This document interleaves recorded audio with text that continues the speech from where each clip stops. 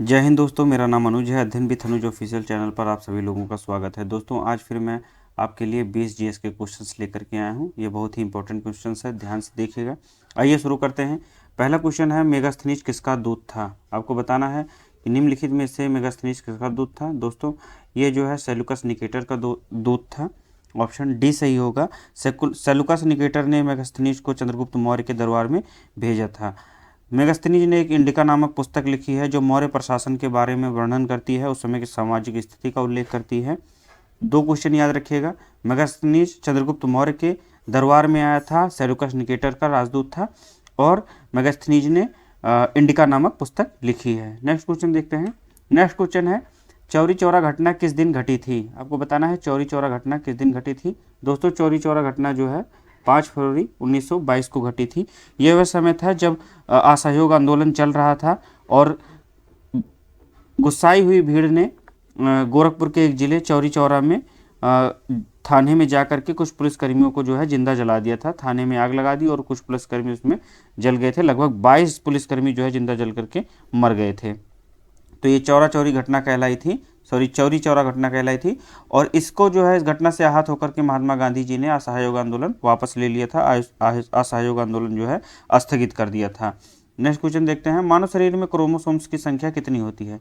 तो मानव शरीर में जो है क्रोमोसोम की संख्या जो है 46 होती है, अर्थात 23 जोड़े होते हैं, 23 जोड़े होते हैं या 46 होती है। इनमें 22 जोड़े अर्थात जो 44 क्रोमोसोम्स होते हैं सभी में समान रूप से होते हैं, जिन्हें हम लोग ऑटोसोम्स कहते हैं। ऑटोसोम्स जो होते हैं वह सब में समान होते हैं, लेकिन जो 23वां जोड़ा होता है वह जो है पुरुषों में XY होता है और महिलाओं में XX होता है। और यही गुणसूत्र जो है, जो 23वें जोड़े के गुणसूत्र है, यही किसी जो है शिशु का लिंग निर्धारण करते हैं।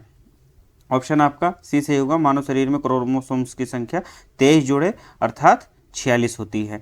नेक्स्ट क्वेश्चन है, हिंदी दिवस किस दिन मनाया जाता है? दोस्तों आपको बताना है हिंदी दिवस किस दिन मनाया जाता है। हिंदी दिवस दोस्तों 14 सितंबर को मनाया जाता है। हिंदी दिवस 14 सितंबर को मनाया जाता है। ऑप्शन आपका सी सही होगा।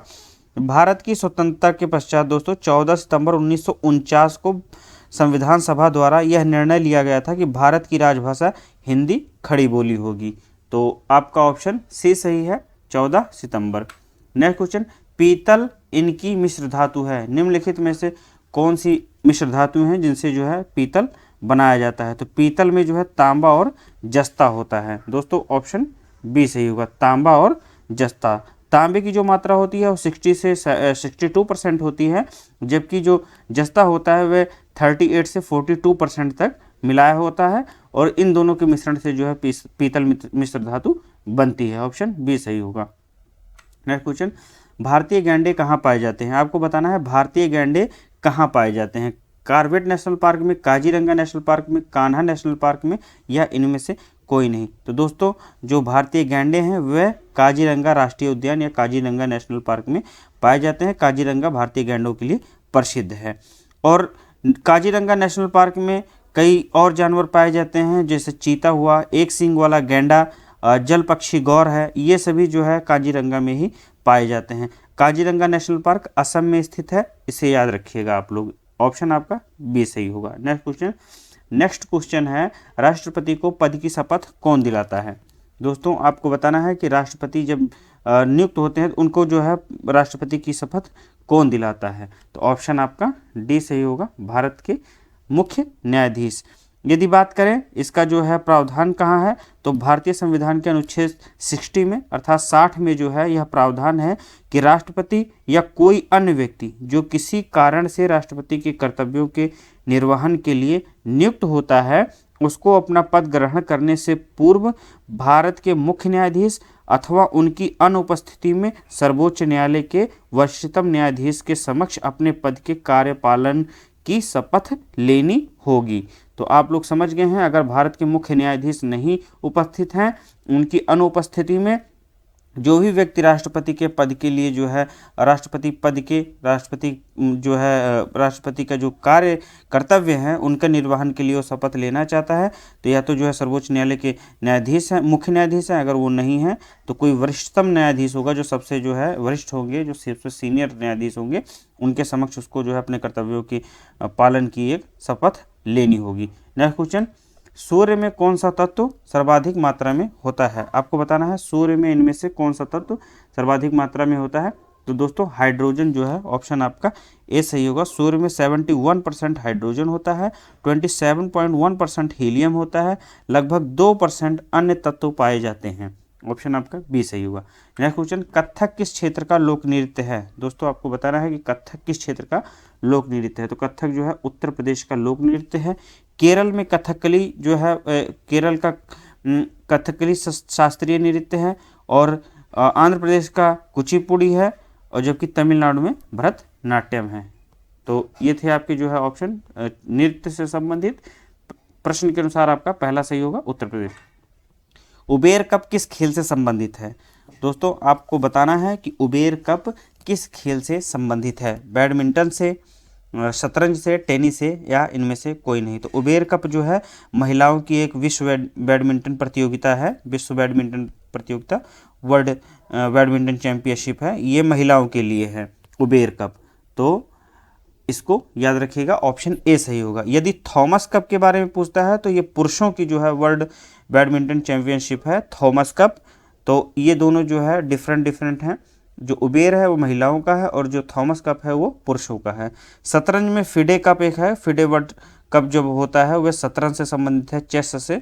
और टेनिस में जो है आप लोग जानते होंगे ग्रैंड स्लैम चैंपियनशिप जो होती है वह टेनिस से संबंधित है। नेक्स्ट क्वेश्चन, निम्नलिखित में से कौन सा रूपांतरित चट्टान है? दोस्तों आपको बताना है कि इनमें से कौन सी चट्टान रूपांतरित है।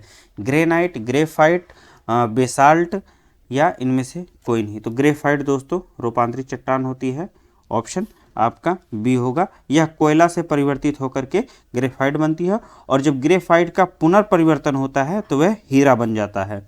ऑप्शन बी सही होगा। नेक्स्ट क्वेश्चन, सूर्य की रोशनी से हम जो है क्या प्राप्त करते हैं? सूर्य की रोशनी से हमें क्या प्राप्त होता है? आप लोगों ने सुना होगा कि सूर्य की रोशनी में सुबह बैठने से हमें विटामिन डी प्राप्त होती है। ऑप्शन डी सही होगा। जब सूर्य की जो है दोस्तों आप सुबह बैठेंगे तो सूर्य की जो परावैंगनिक किरणें होती हैं हमारी त्वचा पर पड़ती हैं और त्वचा के अंदर जाती हैं, तो जो हमारे त्वचा में उपस्थित आर्गेस्टिस्ट्रोल है वो जो है विटामिन डी में कन्वर्ट हो जाता है। विटामिन डी का जो रासायनिक नाम है कैल्सीफ्रोल है, तो वह कैल्सीफ्रोल में परिवर्तित हो जाता है। ऑप्शन आपका डी सही होगा। किस ब्रिटिश गवर्नर जनरल ने भारत में डाक टिकटों का प्रचलन किया था? आपको बताना है कि भारत में डाक टिकटों का प्रचलन प्रारंभ करने वाला कौन सा ब्रिटिश गवर्नर जनरल था? तो ये थे लॉर्ड डलहौजी। इन्होंने जो है भारत में डाक टिकटों का प्रचलन पहली बार किया था। ऑप्शन ए सही होगा। ये न्यू पोस्ट ऑफिस एक्ट लेकर के आए थे, उसी के माध्यम से इन्होंने जो है ये व्यवस्था लागू की थी। Next question, be know India better. आपको बताना है बी नो इंडिया बेटर, ये जो पंक्ति है वह किस संस्था द्वारा विज्ञापन में, एडवर्टीजमेंट में प्रयोग में लाई जाती है? तो ये दोस्तों LIC अर्थात भारतीय जीवन बीमा निगम के द्वारा जो है इसे प्रयोग में लाया जाता है विज्ञापन के रूप में। रासायनिक ऊर्जा का विद्युत ऊर्जा में परिवर्तन किसके द्वारा होता है? रासायनिक ऊर्जा का विद्युत ऊर्जा में परिवर्तन बैटरी के द्वारा होता है। ऑप्शन आपका सी सही होगा। और डायनमो जो है आपका यांत्रिक ऊर्जा को विद्युत ऊर्जा में परिवर्तित करता है। डायनमो यांत्रिक ऊर्जा को विद्युत ऊर्जा में परिवर्तित करता है, जबकि हीटर विद्युत ऊर्जा को ऊष्मा ऊर्जा में परिवर्तित करता है। प्रश्न के अनुसार आपका ऑप्शन सी सही होगा, बैटरी। 16वां प्रश्न है आपका, किसको नाइटिंगेल ऑफ इंडिया कहा जाता है? किसे जो है भारत कोकिला के नाम से जाना जाता है? तो ऑप्शन दोस्तों आपका डी सही होगा, सरोजिनी नायडू को। सरोजिनी नायडू को नाइटिंगेल ऑफ इंडिया, भारत कोकिला कहा जाता है। ये जो है इंडियन नेशनल कांग्रेस की प्रथम भारतीय महिला अध्यक्ष भी बनी थी, और स्वतंत्र भारत की जो प्रथम महिला राज्यपाल हैं सरोजिनी नायडू जी जो है उत्तर प्रदेश की बनी थी उस समय। तो आपका ऑप्शन डी सही होगा।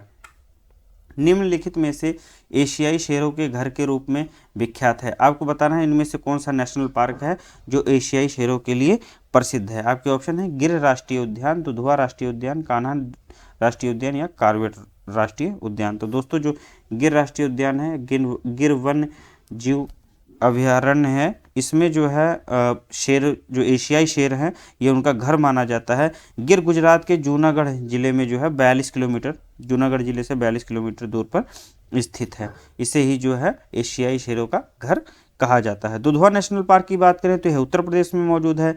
कान्हा नेशनल पार्क आपका मांडला मध्य प्रदेश में स्थित है। कार्बेट जो राष्ट्रीय पार्क है या कार्बेट नेशनल पार्क जो है वह उत्तराखंड में स्थित है। आत्महत्या की थैली किसे कहा जाता है?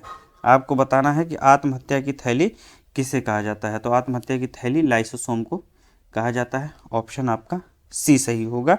इसका कार्य जो है दोस्तों कोशिकाओं के अंदर अनावश्यक जो पदार्थ होते हैं उनका विघटन करना है और इसका निर्माण जो है गोल्जी काय में होता है। यदि बात करें इनकी खोज किसने की थी तो वो जो है सी.डी. डुबे ने की थी।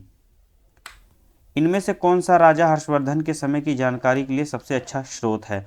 आपको बताना है कौन से ऐसे कवि हैं, इनमें से कौन से ऐसे विद्वान हैं जिन्होंने जो है राजा हर्षवर्धन के प्रशासन के बारे में जो है अपनी पुस्तक में लिखा है। तो ऑप्शन इसमें बाणभट्ट होगा, ऑप्शन डी।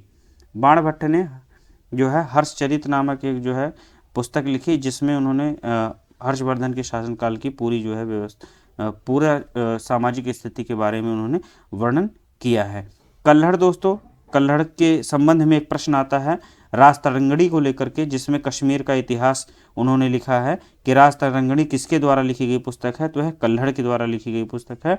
हरिशेण जो है आपके हरिशेण समुद्रगुप्त के दरबारी कवि थे। इनकी जो प्रसिद्ध कृति है प्रयाग प्रशस्ति है।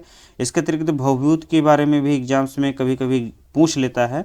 तो कन्नौज के राजा यशोवर्मन के दरबारी कवि थे और इन्होंने जो है महावीर चरित, मालती माधव और उत्तर रामचरितम आपने जो है 12वीं में पढ़ी होगी। उत्तर रामचरितम इनकी बहुत ही जो है प्रसिद्ध रचना है।